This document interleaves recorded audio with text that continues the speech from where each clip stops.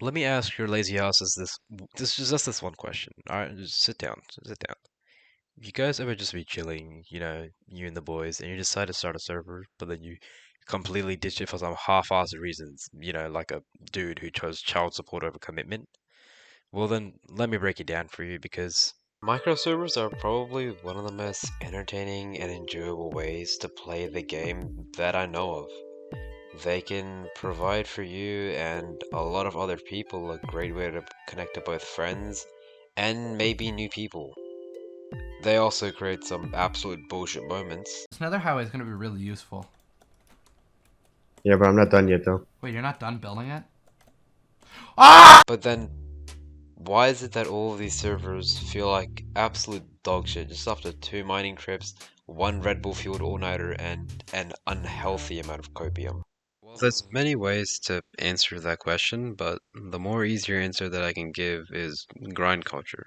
When me and a couple of my friends started the server all the way back in March, we started it with the full intention to finally make some cool ass builds and to get some cool shit.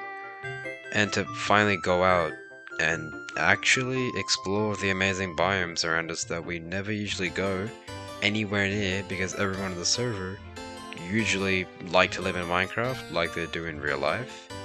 And they're sweaty and questionably stained RGB gamer rooms. But just after maybe 2 weeks, everyone starts to feel burnt out. People get bored and don't feel like doing any of the things I just mentioned.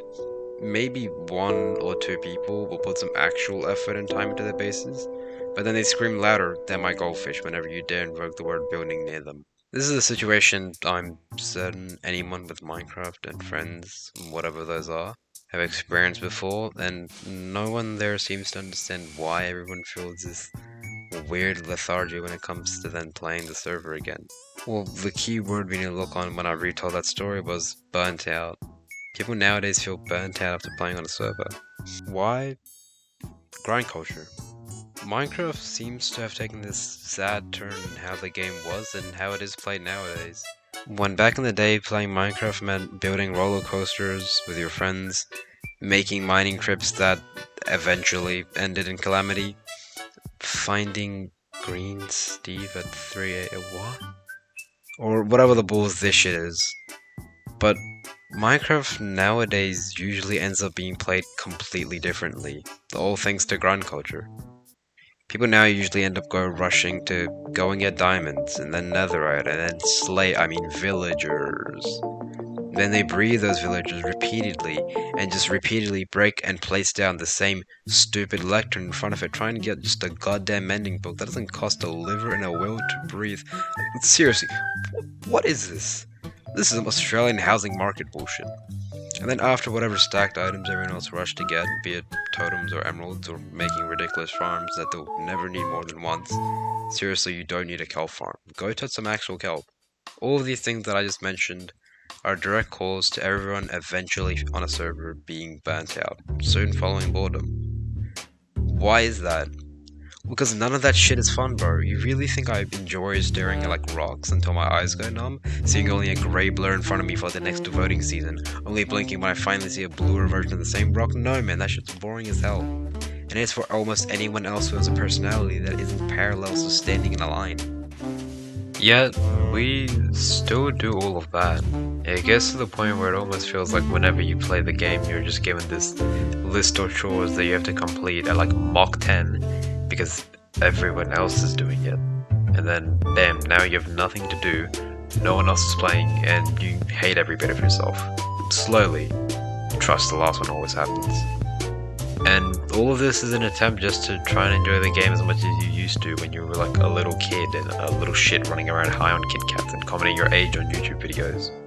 Which brings me to my next point. Trying to chase that enjoyment you once felt before. When you and your friends started your first world, server, or realm, that level of excitement you felt when you and your friends found a jungle temple for the first time ever, before you knew how useless they are, on your Pocket Edition world, you will probably never feel that again from playing the game. And that's the issue. You try your hardest to, but it doesn't work, leaving you with such a feeling of emptiness and bad nostalgia, longing for a time when you weren't just a shell of a person. I need to calm down. This is a Minecraft server video. But my point still stands. You subconsciously try to reach that feeling of enjoyment and comfort, only to never actually get there, filling yourself only with disappointment, leading to everyone else also feeling disappointed, causing the same outcome as rushing to get stacked in the game. But now for the bigger and more harder to answer question. So, what should you do about this? Well, that depends. Do you think the issues addressed in this video perfectly sum up your situation? Or do you think this video was just a waste of your time? Just like that server of yours. But anyways, whatever your answer may be, there are a few steps you can take next time, or even now, to perhaps ensure that you and your mates enjoy the game a little bit more. Address the grind culture. Tell your friends that you guys should be more laid back for this server. Prioritize exploration, building, and even storytelling. A server that me and my friend once made had a whole set of lore that we came up with at like 10:30, when our brains were reduced to nothing but those memes that stuck around from that one Twitter scroll. Hey, Cartage, do you know Candace? I got that.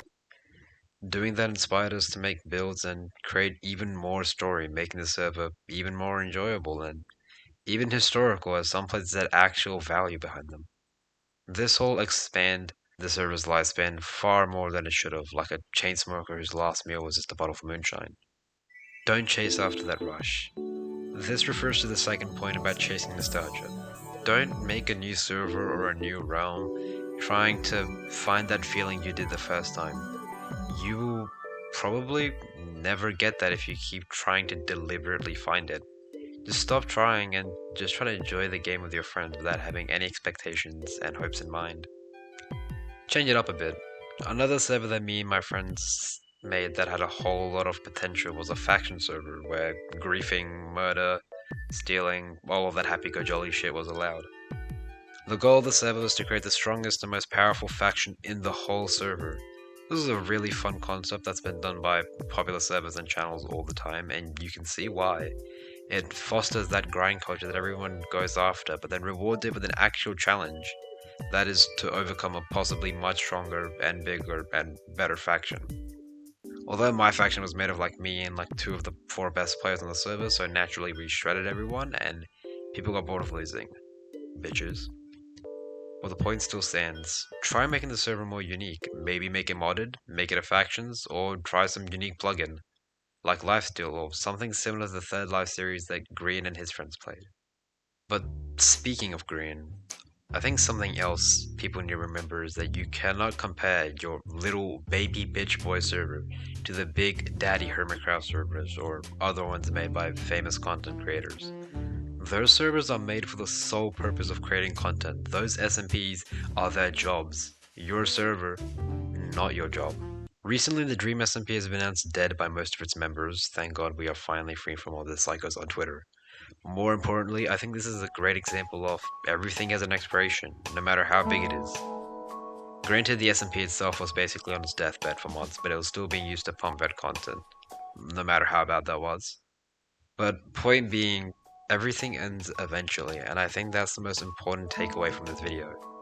Your server or SMP or world or whatever will have to die eventually. No matter what you do, there's no stopping that and there's no delaying that. Sometimes you might play on it for months, sometimes a week tops.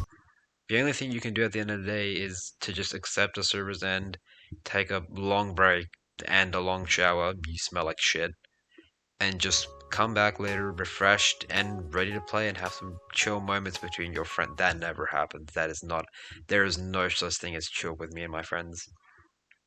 But let me end this video by saying that while you may not have found any of the answers you were actually looking for in this video, maybe the problem's you. You. Maybe your friends hate you and they actually have a secret certain. No, I'm kidding.